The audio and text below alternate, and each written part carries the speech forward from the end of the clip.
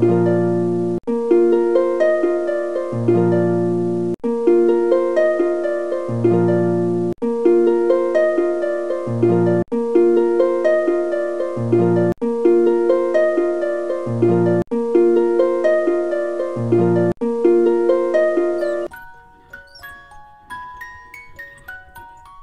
Morning.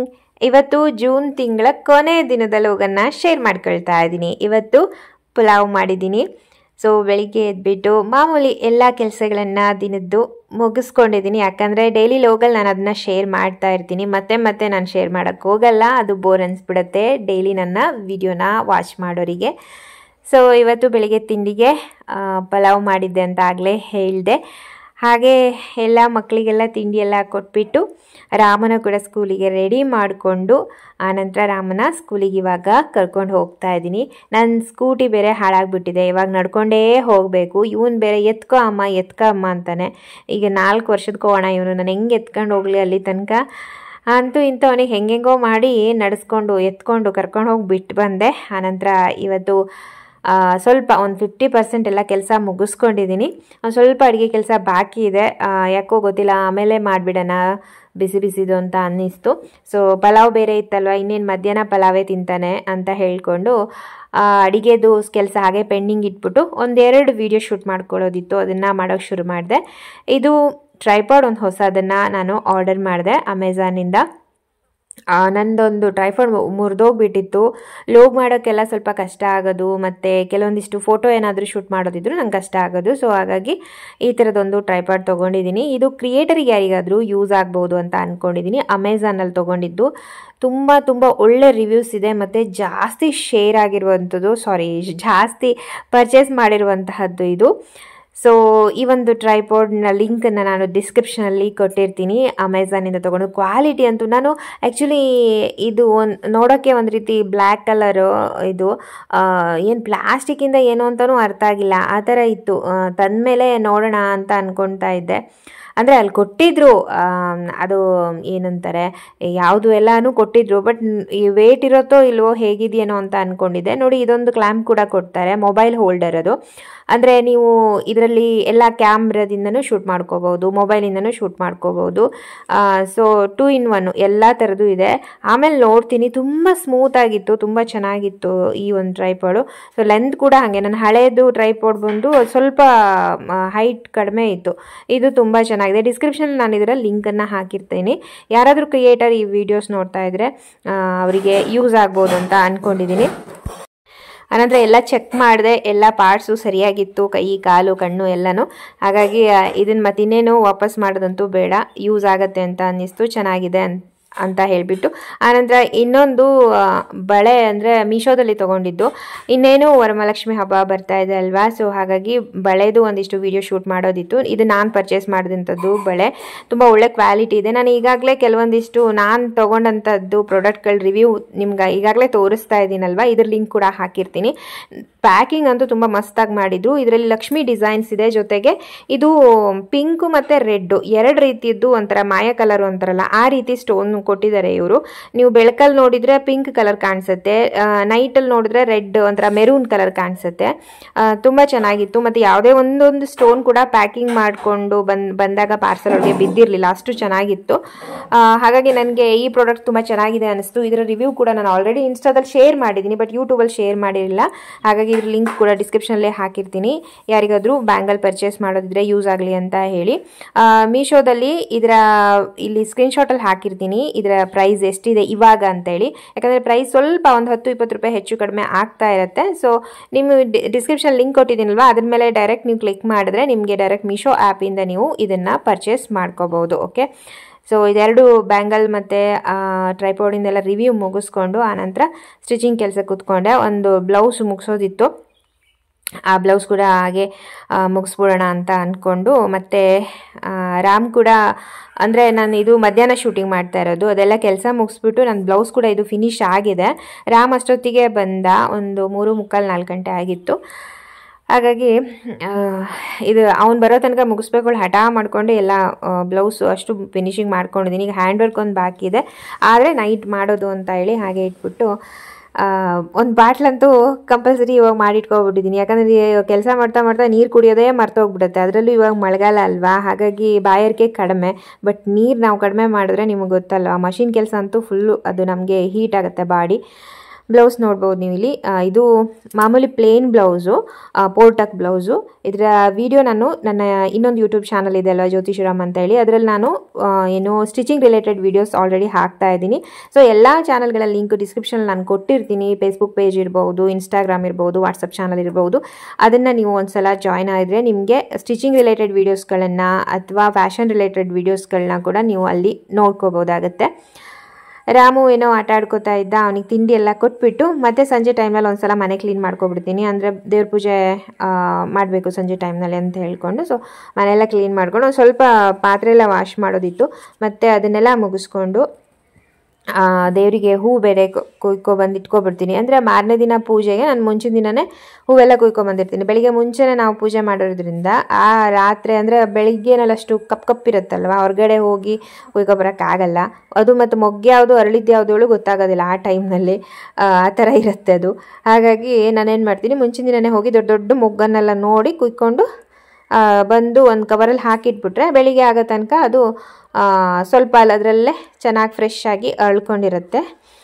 ಹಾಗಾಗಿ ಮುಂಚಿನ ದಿನವೇ ಎಲ್ಲ ಪೂಜೆಗೆ ರೆಡಿ ಮಾಡಿ ಇಟ್ಕೊಂಡಿರ್ತೀನಿ. ದೇವ್ರ ಪಾತ್ರೆ ವಾಶ್ ಮಾಡೋಕ್ಕೆ ಹೋಗಲ್ಲ, ಯಾಕಂದರೆ ನಂಗೆ ಟೈಮ್ ಸಿಗುತ್ತೆ, ನಾನು ಮುಂಚೆನೇ ಹೇಳ್ತಾ ಇರೋದ್ರಿಂದ. ಅದಕ್ಕೆ ಮನೆಯೆಲ್ಲ ಕ್ಲೀನ್ ಮಾಡ್ಕೊತಾ ಇದ್ದೆ. ನನ್ನ ಮಗ ಪಾಪ ನಾನು ಬಾತ್ರೂಮಿಗೆ ಹೋಗ್ಬಿಟ್ಟು ಎಲ್ಲ ಏನು ಕೆಲವೊಂದಿಷ್ಟು ಬಾಕ್ಸ್ಗಳೆಲ್ಲ ಇದ್ರಲ್ಲ ಅಮೆಜಾನ್ ಪ್ರಾಡಕ್ಟಿಂದ ತಂದಿದ್ದಲ್ಲ, ಅದೆಲ್ಲ ಇನ್ನೇನು ಡಸ್ಟ್ಬಿನಲ್ಲಿ ಹಾಕಿಡೋದು. ಹಾಗೆ ದೊಡ್ಡ ಇತ್ತು ಬಾಕ್ಸು, ಅದನ್ನೆಲ್ಲ ಸುಟ್ಟಾಕ್ಬಿಡೋಣ ಅಂತ ಹೇಳಿ, ಹಾಗೆ ನಮ್ಮದು ಬಾತ್ರೂಮ್ ಬೇರೆ ಕಡೆ ಇರೋದಲ್ವ, ಅಲ್ಲಿ ತೊಗೊಂಡೋಗಿ ಅಂದರೆ ಕಟ್ಟಿಗೆ ಒಲೆ ಅಲ್ಲಿ ತೊಗೊಂಡೋಗಿ ಹಾಕಿಡೋಣ ಅಂತೇಳಿ ಹೋದರೆ ಇವನು ಬೆನಿಂದೇ ಓಡಿ ಬರ್ತಿದ್ದಾನೆ. ಮಳೆ ಬೇರೆ ಸಣ್ಣಗೆ ಸೋನೆ ಬರ್ತಾಯಿತ್ತು ಆ ಟೈಮಲ್ಲಿ. ಬೇಡ ಅಂದರೂ ಕೇಳ್ತಿಲ್ಲ, ಚಪ್ಪಲಿ ಹಾಕ್ಕೊಂಡು ಬಾರೋ ಅಂದರೂ ಕೇಳ್ತಿಲ್ಲ. ರೋಟ್ರಿ ಎಲ್ಲ ಹೊಡೆದು ಮನೆ ಬಾಗ್ಲಷ್ಟು ಸಣ್ಣ ಕಲ್ಲು, ಅದೇ ಖಾಲಿ ಕಲ್ಲು ಇಟ್ಟಿರ್ಕೋ ಅಲ್ಲೇ ಅಲ್ಲೇ ಕೊಯ್ ಅಂತಿದ್ದಾನೆ. ಅದಕ್ಕೆ ಚಪ್ಪಲಿ ಹಾಕ್ಕೊಂಡು ಬಾ ಅಂತ ಹೇಳಿ ಅವನಿಗೆ ಬೈತಾ ಹಂಗೆ ಕರ್ಕೊಂಡು ಬಂದೆ. ಪಪ್ಪ ಇದ್ದರೆ ಯಾರು ಬೇಕಾಗಿಲ್ಲ ನನ್ನ ಮಗನಿಗೆ. ಪಪ್ಪ ಇಲ್ಲ ಅಂದರೆ ಅಮ್ಮನ ಹಿಂದೆ ಹಿಂಗೆ ಸುತ್ಕೊತಾ ಇರುತ್ತೆ. ಪಪ್ಪ ಬಂದಮೇಲೆ ಅಮ್ಮ ಮಾಡಿದ್ದಷ್ಟು ನೆನಪೇ ಇರೋದಿಲ್ಲ. ಅಮ್ಮ ಆಳು ಆ ಟೈಮಿಗೆ ಅವನಿಗೆ. ಆಮೇಲೆ ಸಂಜೆ ಆಯಿತು, ದೇವ್ರ ದೀಪ ಹಚ್ಚೋದು ಪದ್ಧತಿ ಒಂದಿದೆ ಅಲ್ವ, ಅದನ್ನು ಮಾಡ್ತಾಯಿದ್ದೀನಿ. ಮತ್ತು ಏನಪ್ಪ ಅಂತಂದರೆ ಇವನಿಗೂ ಕೂಡ ಹಾಗೆ ಇವಾಗ ಒಂದು ರೂಢಿ ಮಾಡಿಸ್ತಾ ಇದ್ದೀನಿ. ಕ್ಯೂಟ್ ಆಗಿರುತ್ತೆ ನೋಡೋಕ್ಕೂ. ನಾನು ಅದು ವಿಡಿಯೋ ಕೂಡ ಹಾಕಿರ್ತೀನಿ, ಇವಾಗ ನೀವು ನೋಡ್ಬೋದು. ಅವನಿಗೆ ಸಂಜೆ ಟೈಮಲ್ಲಿ ಒಂದು ಸ್ವಲ್ಪ ಕೈಕಾಲೆಲ್ಲ ಮುಖ ತೊಳೆಸ್ಕೊಂಡು ಒಂದು ಉದ್ದಿನ ಕಡ್ಡಿ ಹಚ್ಚಿಕೊಟ್ಟು ಅವನತ್ತ ಪೂಜೆ ಮಾಡಿಸ್ತಾ ಇದ್ದೀನಿ. ಅವನಿಗೂ ಒಂಚೂರು ರೂಢಿ ಆಗಲಿ ಅಂತ ಹೇಳಿ ಇದೊಂದು ಪದ್ಧತಿ ಮಾಡಿಸ್ತಾ ಇರೋದು ಅಷ್ಟೇ. ಎಷ್ಟು ಕ್ಯೂಟಾಗಿರುತ್ತೆ ಅಂದರೆ, ಒಂದು ಮಜಾ ಏನಪ್ಪ ಅಂತಂದರೆ ಆ ಉದ್ದಿನ ಕಡ್ಡಿ ಬೆಳಗಾಗೋ ಎಲ್ಲಿ ನನಗೂ ಸುಟ್ಟಾಕ್ಬಿಡ್ತಾನೋ ಅನ್ಸುತ್ತೆ, ಅಷ್ಟು ಚೆನ್ನಾಗಿ ಸುತ್ತೋದು ಖುಷಿ ಅವನಿಗೆ. ಅದು ಉದ್ದಿನ ಕಡ್ಡಿ ಕೊಟ್ಟಿಲ್ಲ ಅಂತಂದರೆ ಪೂಜೆಗೆ ಬರೋದಿಲ್ಲ, ಅವನು ಎಳ್ಕೊಂಡು ಬರಬೇಕು, ಇಲ್ಲಾಂದರೆ ಹಠ ಮಾಡ್ತಾನೆ. ಸಂಜೆ ಹೊತ್ತು ಅಂತಂದರೆ ನಾನು ಒಟ್ಟು 5 ದೀಪ ಹಚ್ಚೋದು. ರಾಯರಿಗೆ ಒಂದು 2 ದೀಪ, ಆಮೇಲೆ ಮಾಮೂಲಿ ಮನೆ ದೇವ್ರ ಲೆಕ್ಕಕ್ಕೆ 2 ದೀಪ, ಮತ್ತು ತುಳಸಿಗೆ 1 ಮಣ್ಣಿನ ದೀಪ ಹಚ್ತೀನಿ. ಪ್ರತಿದಿನ ಇದೇ ಥರ ಮಾಡೋದು ನಾನು. ಒಟ್ಟು 5 ದೀಪ ಆಗತ್ತೆ. ಬೆಳಿಗ್ಗೆ ಅಂತ ಅಂದರೆ ನಾನು ಬೆಳಿಗ್ಗೆ ತುಳಸಿಗೆ ದೀಪ ಹಚ್ಚಿರೋದಿಲ್ಲ, ಉದ್ದಿನ ಕಡ್ಡಿ ಬೆಳಗಿರೋದಲ್ವ, ಹಾಗಾಗಿ ಸಂಜೆ ಹೊತ್ತು ದೀಪನ ಹಚ್ತೀನಿ. ಇವನ್ ಹೆಲ್ಪ್ ಬೇಕು ನನಗೆ, ಇಲ್ಲಾಂದರೆ ಅವನಿಗೆ ಸುಮ್ಮನೆ ಏನೋ ಒಂದು ಕೆಲಸ ಕೊಡೋದು, ಮಗ ನೆನೆ ಕೊಡು, ಅದು ಕೊಡು, ಇದು ಕೊಡು ಅಂತ ಹೇಳೋದು. ಆವಾಗ ಬಂದು ಕೂತ್ಕೊಳ್ತಾನೆ. ಇಲ್ಲಾಂದರೆ ಅಮ್ಮ ಟಿ ವಿ ಹಾಕ್ಕೊಡು, ಅದು ಮಾಡಿಕೊಡು, ಇದು ಮಾಡಿಕೊಡು ಅಂತ ನನ್ನನ್ನು ಅಲ್ಲಿ ಮಾಡೋಕ್ಕೂ ಕೊಡಲ್ಲ, ಪೂಜೆ ಮಾಡೋಕ್ಕೂ. ಇವಾಗ ಶುರು ಹಚ್ಕೊಂಡಿದ್ದಾನೆ ಕೊಡು ಅಂತ ಹೇಳ್ಕೊಂಡು. ಏನಪ್ಪ ಅಂದರೆ ನಮ್ಮ ಮಕ್ಕಳಿಗೂ ನಮ್ಮದು ಸಂಸ್ಕೃತಿ ಬಗ್ಗೆ ಎಲ್ಲ ನಾವು ತಿಳಿಸ್ಕೊಡೋದು ನಮ್ಮ ಕರ್ತವ್ಯ ಅಲ್ವಾ. ಸಾಮಾನ್ಯ ಎಲ್ಲರ ಮನೇಲೂ ಇದನ್ನು ಮಾಡ್ತಾರೆ, ನಾನೇನು ವಿಶೇಷ ಅಂತ ಇಲ್ಲಿ ತೋರಿಸ್ಕೊಳ್ತಾ ಇರೋದಲ್ಲ. ಬಟ್ ಅವನು ಕ್ಯೂಟ್ನೆಸ್ ಒಂಚೂರು ತೋರಿಸೋಣ ಅಂತ ಹೇಳಿ ಜಸ್ಟ್ ಈ ವಿಡಿಯೋನ ಶೇರ್ ಮಾಡಿರೋದು ಅಷ್ಟೇ.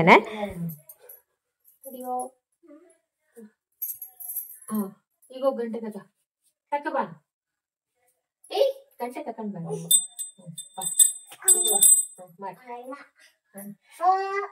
ಓಂ ಗಜಾನನಂ ಭೂತಗಣಾದಿ ಸೇವಿತಂ ಕಪಿಸ್ತಜಂಬೋ ಬಲಸಾರ ಭಕ್ಷಿತಂ ಉಮಾಸುತಂ ಶೋಕ ವಿನಾಶ ಕಾರಣಂ ನಮಾಮಿ ವಿಘ್ನೇಶ್ವರ ಪಾದ ಪಂಕಜಂ.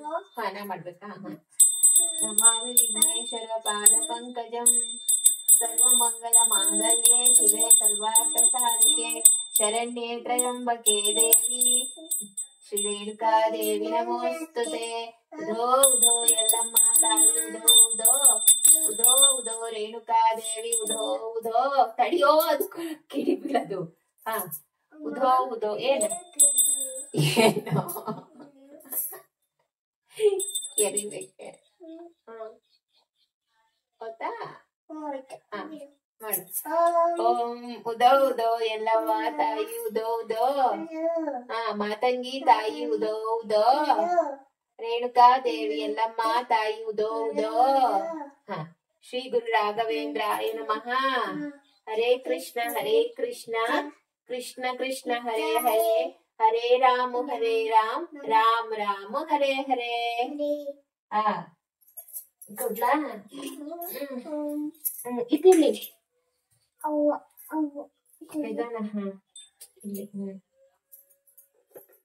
ನನಗೆ ನಗು ಬರೋದು ಮತ್ತೇನಲ್ಲ, ಅವನು ಉದ್ದ ಕಡ್ಡಿ ಬೆಳಗೋಗೋನ ಆ ಪಕ್ಕದಲ್ಲಿ ಕೂತ್ಕೊಂಡಿರ್ತಾನಲ್ಲ, ಎಲ್ಲಾದರೂ ನನ್ನ ಮುಖ ಸುಟ್ಬಿಡ್ತಾನೇನೋ ಅಂತ ಹೇಳಿ ಆ ಕಡೆ ವಾಲ್ಕೊಂಡು ಕೂತ್ಕೊಳೋದು. ಎಷ್ಟು ಈ ಕಡೆ ವಾಲ್ದ್ರು ಆ ಕಡೆನೇ ತಗೊಬರ್ತಾನೆ ಊದಿನ ಕಡ್ಡಿನ. ಅಂದರೆ ಅವ್ನು ಬೇಕು ಅಂತ ಮಾಡೋದಲ್ಲ, ಅವ್ನು ಬೆಳಗದೆ ಹಿಂಗೆ ಇಷ್ಟೋಡಕ್ಕೆ ಬೆಳಗಕ್ಕೆ ಹೋಗೋದು ಅವನು. ನನಗದು ಒಂಥರ ಖುಷಿ ನೋಡೋಕ್ಕೆ. ಸೊ ಅದಾದಮೇಲೆ ಅದು ಊದಿನ ಕಡ್ಡಿ ಬೆಳಗಾಯ್ತಲ್ವ, ಇವಾಗಮ್ಮ ಬಾ ಟಿ ವಿ ಹಚ್ಕೊಡು, ಅದು ಕೊಡು ಅಂತಾನೆ. ಇಲ್ಲ ಬಾ ನಿಂಗೆ ಚಾಪೆ ಕೊಡ್ತೀನಿ, ಚಾಪೆ ಮೇಲೆ ಕೂತ್ಕೊಳ್ಳಪ್ಪ ಹಾಗೆ ಹೀಗೆ ಅಂತ ಹೇಳಿ ಅವನಿಗೆ ಸಮಾಧಾನ ಮಾಡಿ ಅಂತೂ ಹೆಂಗೆಂಗೋ ಕುಳಿಸ್ಕೊಂಡೆ. ಆಮೇಲೆ ಭಜನೆ ಮಾಡುವಾಗಲೂ ಹಾಗೆ, ಭಜನೆ ನಾನು ಮಾಡ್ತಾ ಇರ್ತೀನಿ. ಕೆಲವೊಂದು ಸಲ ತೀರಾ ಅರ್ಜೆಂಟ್ ಕೆಲಸ ಇದೆ ಅಂತ ಅಂದರೆ ಏನು ಮಾಡ್ತೀನಿ ಅಂದರೆ ಭಜನೆ ಮಾಡಲ್ಲ, ಸ್ತೋತ್ರ ಹೇಳಿಬಿಟ್ಟು ನೆಕ್ಸ್ಟು ನಾಮಲೇಖನ ಬರೀತೀನಿ. ರಾಯರದ ನಾಮಲೇಖನ ಬರೆಯೋದು ಒಂದು ಪದ್ಧತಿ ಇದೆ. ಸೊ ನಾನು ಕೂಡ ಅದನ್ನು ಸಂಕಲ್ಪ ಮಾಡಿಕೊಂಡು ಶುರು ಮಾಡಿದ್ದೀನಿ. ಅಂದರೆ ನಾನು ಈ ಸಂಕಲ್ಪದಲ್ಲಿ ಏನು ಮಾಡಿದ್ದೀನಿ ಅಂತಂದರೆ ಇಂತಿಷ್ಟು ದಿನಕ್ಕೆ ಮುಗಿಸ್ತೀನಿ ಅಂತ ಹೇಳ್ಕೊಂಡಿಲ್ಲ, ಇದನ್ನು ಬರೀತೀನಿ ಅಂತ ಅಷ್ಟೇ ನಾನು ಹೇಳ್ಕೊಂಡಿದ್ದೆ. ಇಂತಿಷ್ಟು ದಿನಕ್ಕೆ ಮುಗಿಸ್ಬೇಕು ಅಂತ ಹೇಳ್ಕೊಂಡಿದ್ರೆ ನಾನು ಆ ದಿನದೊಳಗಡೆ ಮುಗಿಸ್ಬೇಕಿತ್ತು. ಆದರೂ ಕೂಡ ನೆಕ್ಸ್ಟ್ ನಾನು ಮಂತ್ರಾಲಯಕ್ಕೆ ಹೋಗೋದ್ರೊಳಗಡೆ ಇದಿಷ್ಟನ್ನು ಮುಗಿಸ್ಬೇಕು ಅಂತ ಅಂದ್ಕೊಂಡಿದ್ದೀನಿ. ಇವಾಗ ಸುಮಾರಾಗಿದೆ, ನಾನು ಲೆಕ್ಕ ಮಾಡ್ತಾ ಇಲ್ಲ. ಮೊದಲು ಇನ್ನೊಂದು ನೋಟ್ಬುಕ್ ಇದೆ ನಂದು, ಇದೊಂದು ನೋಟ್ಬುಕ್ ಮುಗಿತಾ ಬಂತು. ಏನಿಲ್ಲ ಅಂದರೂ ಒಂದು 30,000 30,000 ಹತ್ತತ್ರ ಆಗಿರ್ಬೋದು ಮೋಸ್ಟ್ಲಿ ನನ್ನ ಪ್ರಕಾರ. ಸೊ ಅಷ್ಟು ಬರೆದಿದ್ದೀನಿ. ಇನ್ನೂ ಒಂದು ಸ್ವಲ್ಪ ಅಂದರೆ 1,00,000 ಅದು ನಾನು ಸಂಕಲ್ಪ ಮಾಡಿರೋದು. ಸೊ 1,00,000 ಹತ್ರ ಇನ್ನೊಂದು ನೋಟ್ಬುಕ್ ಕೂಡ ಮಾಡ್ಕೊಂಡಿದ್ದೀನಿ. ಅದನ್ನು ನಾನು ಈ ಏನಂತಾರೆ ಅದಕ್ಕೆ ಬುಕ್ಕೆಲ್ಲ ಮಾಡಿಕೊಡ್ತಾರಲ್ಲ ನೋಟ್ಬುಕ್ಕು, ಅವ್ರ ಹತ್ರ ಹೇಳಿ ಮಾಡಿಸಿದ್ದೀನಿ. ಈ ಆನ್ಸರ್ ಶೀಟ್ಗಳಿರುತ್ತಲ್ವ ಅದನ್ನು ಕೊಟ್ಬಿಟ್ಟು ಇಂತಿಷ್ಟು ಅಂತ ಲೆಕ್ಕ ಮಾಡಿಸಿ ನಾನು ಮಾಡಿಸಿಟ್ಬಿಟ್ಟಿದ್ದೀನಿ. ಅದು ಸ್ವಲ್ಪ ಜಾಸ್ತಿನೇ ಇದೆ, ಸಂಖ್ಯೆಗಳಲ್ಲಿ ಲೆಕ್ಕ ಮಾಡಿಕೊಂಡು ಆನ್ಸರ್ ಶೀಟ್ ಕೊಟ್ಟು ಮಾಡಿಸಿರೋದು. ಬಟ್ ಇದೇನಾಯ್ತದೆ, ನನ್ನ ಆ ಬುಕ್ ನನಗೆ ಸಿಕ್ಕಿದಿದ್ರೆ ಅದು ಒಂದೇ ಬುಕ್ಕಲ್ಲಿ ಎಲ್ಲನೂ ಇರೋದು. ಬಟ್ ಏನಾಯಿತು, ನಾನು ಸಂಕಲ್ಪ ಮಾಡೋ ದಿನವೇ ನನಗೆ ಆ ಬುಕ್ ಸಿಕ್ಕೇ ಇಲ್ಲ. ನನಗೆ ಶ್ರಾವಣದ್ದು ಮೊದಲನೇ ಗುರುವಾರ, ಈಗ ನಾಡ್ದು ಶ್ರಾವಣ ಬರುತ್ತಲ್ವ ನೆಕ್ಸ್ಟ್ ಮಂತು, ಮೊದಲನೇ ಗುರುವಾರದಿಂದ ನಾನು ರಾಯರ ಪೂಜೆ ಮಾಡೋಕ್ಕೆ ಶುರು ಮಾಡಿರೋದು, ಅಂದರೆ ಅವರು ಸೇವೆ ಮಾಡೋಕ್ಕೆ ಶುರು ಮಾಡಿರೋದು. ಆ ದಿನವೇ ಫಸ್ಟು ನಾನು ಸಂಕಲ್ಪ ಮಾಡಿಕೊಂಡು ಮಾಡಿರೋದಾಗಿತ್ತು. ಸೊ 1 ವರ್ಷ ಆಗತ್ತೆ. ಹಾಗಾಗಿ ನಾನೇನು ಮಾಡಿದೆ, ಈಗ ನನ್ನ ಅದು ಇದು ಕೆಲಸ ಇರುತ್ತೆ, ಇಂತಿಷ್ಟು ದಿನಕ್ಕೆ ಮುಗಿಸ್ತೀನಿ ಅಂತ ಹೇಳ್ಕೊಂಬಿಟ್ರೆ ಅಷ್ಟು ದಿನದೊಳಗೆ ಮುಗಿಸ್ಬೇಕು 1,00,000 ಅಂತ ಹೇಳ್ಕೊಂಡು ನಾನು ಆ ರೀತಿ ಹೇಳ್ಕೊಳ್ಳೋಕ್ಕೆ ಹೋಗಿಲ್ಲ. ಯಾಕಂದರೆ ಮಧ್ಯದಲ್ಲಿ ಏನಾದರೂ ಅಡೆತಡೆ ಬರ್ಬೋದು ಅಂತ ಅನ್ನೋದೊಂದು ಭಯ ಇತ್ತು. ಸೊ ಹಂಗಾಗಿ ನಾನು ಆ ಥರ ಹೇಳೋಕ್ಕೆ ಹೋಗಿಲ್ಲ, ಬರಿತೀನಿ ಅಂತ ಅಷ್ಟೇ ಹೇಳ್ಕೊಂಡಿದ್ದೆ. ಡೈಲಿ ಮಾತ್ರ ಬರಿತೀನಿ. ತೀರಾ ಅಷ್ಟು ಹುಷಾರಿರಲಿಲ್ಲ ಅಥವಾ ನಂಗೆ ಪೀರಿಯಡ್ ಆ ಟೈಮ್ನಲ್ಲಂತೂ ಬಿಡಿಯೋದು ಬರೆಯೋ ಹಾಗೆ ಇಲ್ಲ. ಸೊ ಹಾಗಾಗಿ ಅಂಥ ದಿನದಲ್ಲಿ ಮಾತ್ರ ನಾನು ಬರೆಯಲ್ಲ.